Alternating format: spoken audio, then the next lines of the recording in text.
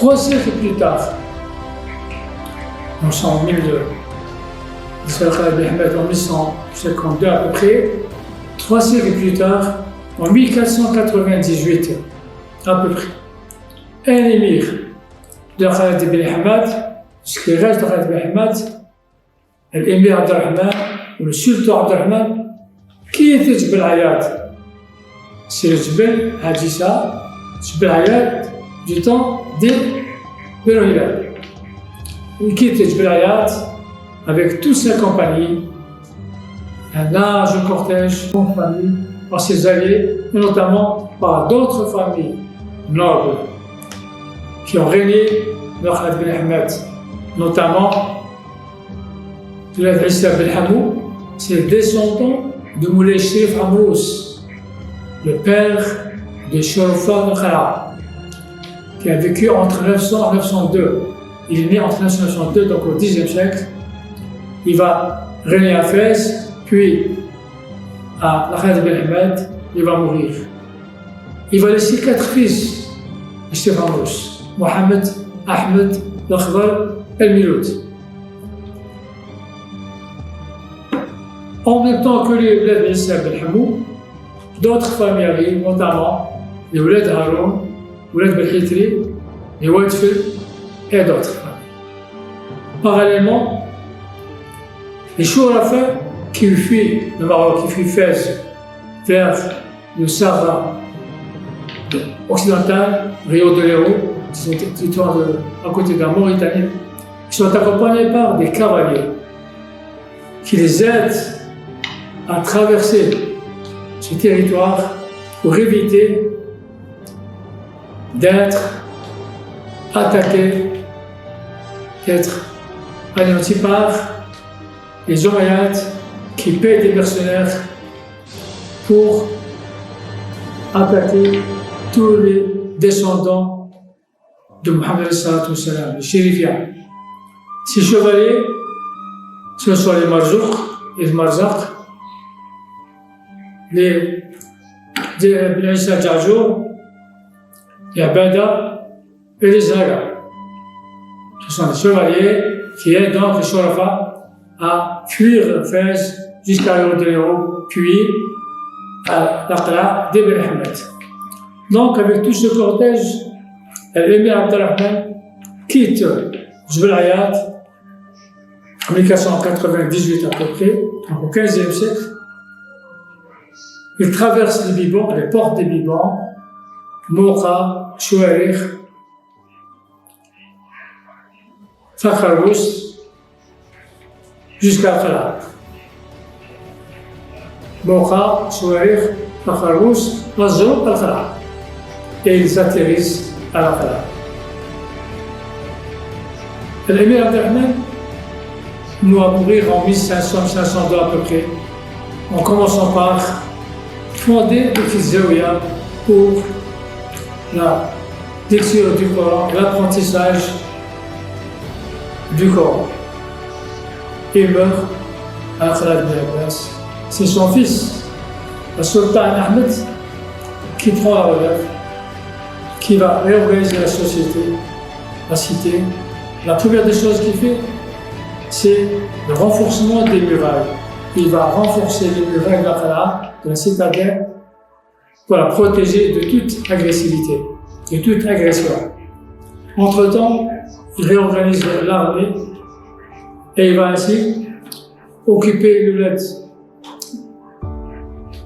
Sahel jusqu'au Rodma. Il va ainsi agrandir sa principauté et son royaume. C'est ainsi que les sultans de Khala ne se contentent pas de la cité elle-même. Donc, ils sortent du territoire et occupent d'autres contrées. Le sultan Ahmed va s'allier aux Turcs, Babous et Arouch. Et avec des milliers d'hommes, en 1515, il va attaquer l'armée du roi Kouk, à l'aide des Turcs. Il attaque une deuxième fois en 1542. Le sultan Ahmed meurt à Khala et c'est son fils, le sultan Abdelaziz, il va laisser 3 fils finalement, Sultan Abdelaziz, le Sultan Ahmed al-Quran et le Fatah. Nous sommes en 1550. Le Sultan Abdelaziz va s'allier aux Turcs. Et avec 15 000 hommes et l'armée de Hassan Pacha, le Turc, il va récupérer Tlemcen qu'il arrache des mains des Marocains. En 1552, avec l'aide de Salah Raïs, le fils de Hassan Pacha, et avec 8 000 hommes, il assiège Tourcourt et Ouagra. Avec toutes ces victoires, Sultan Abdelaziz va commencer par inquiéter les Turcs. C'est ainsi que Salah Raïs, mécontent, jaloux de la réputation du Sultan Abdelaziz, il va tenter de l'assassiner à Jlila, du côté d'Alger. Mais Abdelaziz réussit à s'échapper, sauvé par les coups.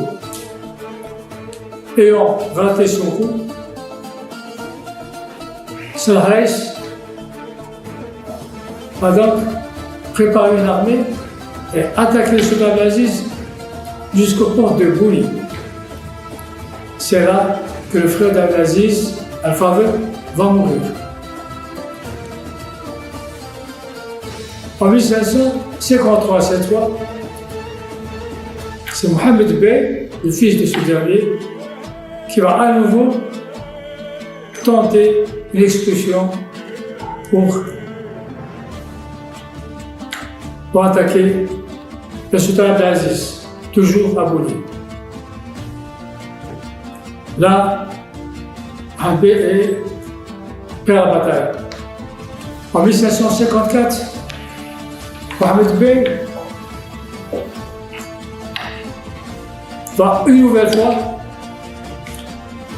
entreprendre une autre attaque, mais cette fois du côté du sud, par Silla, en sollicitant l'aide de renégats grecs, Selim Raïs et Ramdan. Là aussi, ils perdent la bataille. Et on se sépare. Chacun reprend la destinée de sa région. Le Sultan Abdelaziz et Mohammed al-Quran mettent à profit ces années de calme, de tranquillité pour renforcer la citadelle, pour réorganiser leur armée. Ils achètent de la poudre pour s'armer davantage, pour réorganiser leur défense et contre d'éventuelles agressions. Entre-temps, il s'allie une milice espagnole chrétienne qui sont échappés de Béjaïa lors de sa prise par Hassan Pacha et Salah Raïs. Entre-temps, il fait appel au Hachim de Mascate pour essayer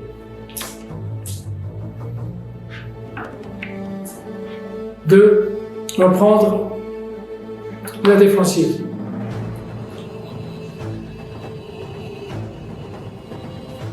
En 1558-59,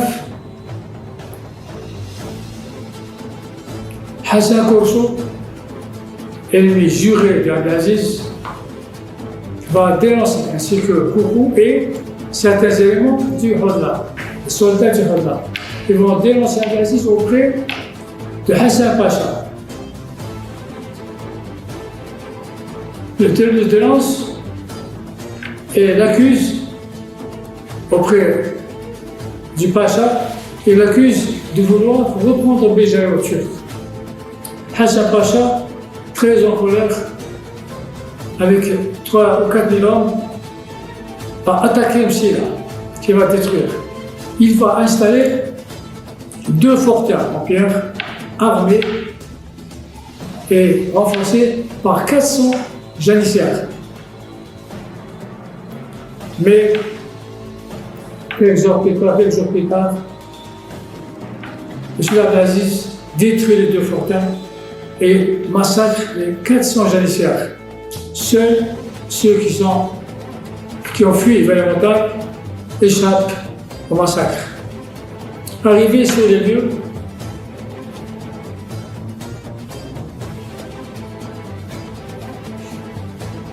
Hassan Pacha constate les dégâts. Il devient conciliant et va proposer au sultan Abdelaziz d'allier leurs deux armées et que pour attaquer Koukou, et en temps qu'on gage de bonne amitié et de bonne volonté, il demande la fille d'Aziz en mariage. Ce que Abdelaziz refuse, car il connaît le caractère des Turcs. Déçu, Hassan Pacha va changer d'option. Il va faire la même proposition au sultan roi Koukou, qui lui donne son armée et en même temps qui lui donne sa fille. Alors les deux armées réunies vont attaquer 58-59 l'armée d'Abdelaziz et d'Amfan à Felmziza. Ainsi, les deux armées alliées de Salah Reis et de Koukou vont attaquer Abdelaziz et son frère Abdel Quran à Felmziza, puis de Al-Qala en 1558-59. C'est une guerre assez meurtrière, une guerre sans merci qui va durer une dizaine de jours. Le 8e jour, M. Abdelaziz meurt dans le combat. Sa tête est emportée par les Turcs à Alger, comme trophée de guerre est exposé à Alger. 3 jours de combat pour Abdel Quran qui continue la bataille jusqu'au 10e jour. Les soldats sont exténués, tout le monde est fatigué, les blessés gémissant, la citadelle complètement écrasée, rasée par la bataille. Et chacun rentre chez soi. Abdel Quran va mettre à profit ces 10 années de tranquillité avec les Turcs pour réorganiser sa citadelle, panser les plaies de ses soldats et renforcer son armée. Il va réagir de façon intelligente, en grand dirigeant, ayant augmenté le potentiel de son armée. Il voit arriver ainsi plusieurs tribus kabyles qui vont s'allier à ses options. Il va ainsi annexer les villes de Tolga, Biskra, Tourgout et le Ouled de Bouchata à Jeffa. Sa réputation dépasse les frontières de la région. Ainsi, plusieurs tribus berbères vont renforcer son armée, vont s'allier à son combat et ne pas payer les impôts et les dettes envers les Turcs. Ce qui déplaît beaucoup aux Turcs qui voient leur caisse se vider. Ainsi, en 1590, le Pacha Khidr va préparer son armée pour attaquer Ahmed Amqran. La bataille est rude et fait rage. Les Turcs perdent la bataille et c'est un marabout qui va faire cesser les hostilités entre Turcs et Amqran, qui va payer quand même 30 à 40 000 roubles comme frais de la guerre. Et chacun rentre chez soi. En 1600, Ahmed Amqran apprend par son entourage que les Turcs préparent une guerre de grande envergure contre la Kabylie. Et c'est le Pacha Suleiman Veneziano qui s'apprête, qui prend la tête de ces soldats, de ces guerriers. Comme la meilleure défense étant, la meilleure attaque, c'est la défense, Ahmed Amqran va lui-même au devant des Turcs, du côté de Hamza, c'est-à-dire à Bouira. Là, la bataille fait également rage entre Turcs et Ahmed Amqran. La bataille est gagnée pour Amqran, qui va mourir dans le combat à Hamza, côté de Bouira. C'est à Bouira également, à Wassouflet, que Bachara Ahmed Ben Mohamed Moukhali va mourir. C'est le destin. Donc, Ahmed Amqran, son nom va rester comme la signature, le patronyme de tous les Moukhali. C'est son nom qui va se perpétuer de descendant à descendance, de père en fils, chez les Moukhali. C'était un grand homme, Ahmed al-Moukhali. Il va laisser un fils, notamment Sidi Nasser al-Moukhali. Sidi Nasser est plutôt du genre religieux, méditateur, plus préoccupé des choses religieuses que de politique. Ce qui va déplaire énormément à Israël et Abbas.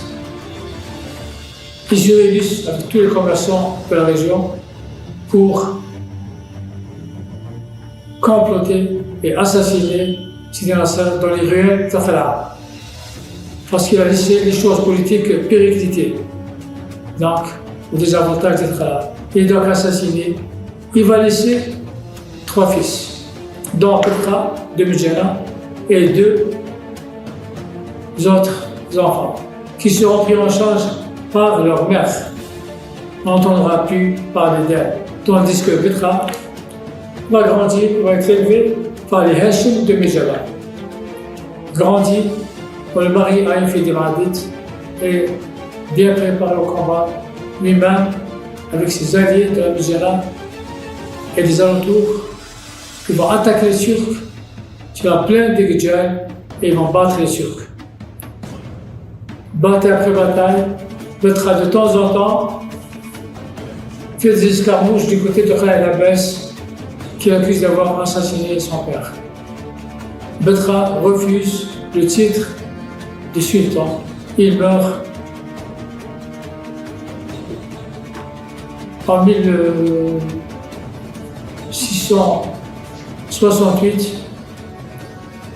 avec le titre de Cheikh de la Mujana. Il va laisser 4 fils. Nous avons terminé avec le conflit des Turcs et de Khaled Abbas.